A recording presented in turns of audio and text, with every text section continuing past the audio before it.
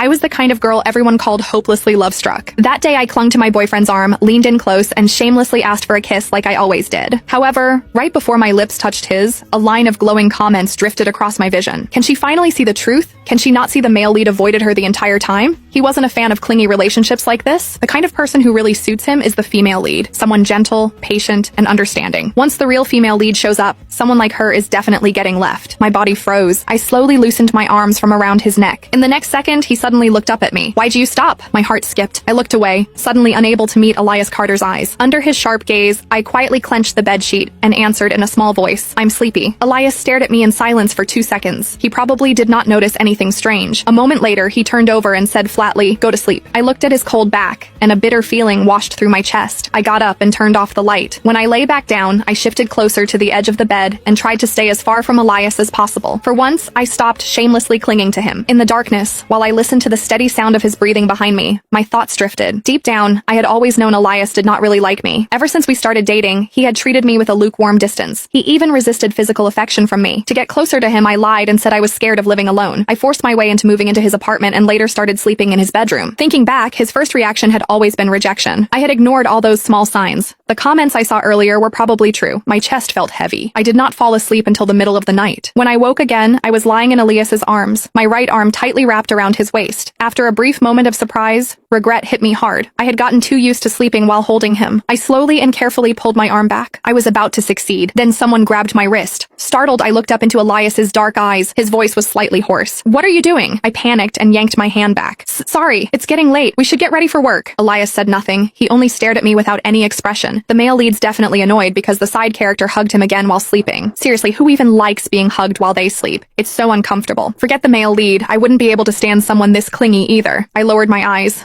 my lashes trembling slightly. The comments made me feel painfully embarrassed. Then Elias's deep voice sounded above my head again. "About that goodnight kiss from yesterday," he said slowly. "Want to make up for it now?" Back then, every time Elias went on a business trip, if he missed either a good morning kiss or a good night kiss, I clung to him until he made it up to me. Sometimes, I honestly felt like a loan shark. If Elias missed one kiss, he had to repay it 10 times over. However, when I remembered the way he subtly dodged my kiss the night before, my chest tightened. He probably never wanted any of it in the first place. I waved my hands in panic. "No need. We do not need good morning kisses or good night kisses anymore." Elias stared at me without moving. His eyes darkened little by little. After a long moment, he finally spoke in a flat tone that sounded strangely stubborn. "Fine, whatever you want." I let out a quiet breath of relief. However, sadness still crept into my chest. After I washed up, I found Elias had already made breakfast. He always moved faster than I did. Once he finished eating, he sat there watching me without blinking. 10 minutes later, Elias was getting ready to drive me to work like usual. The floating comments appeared again.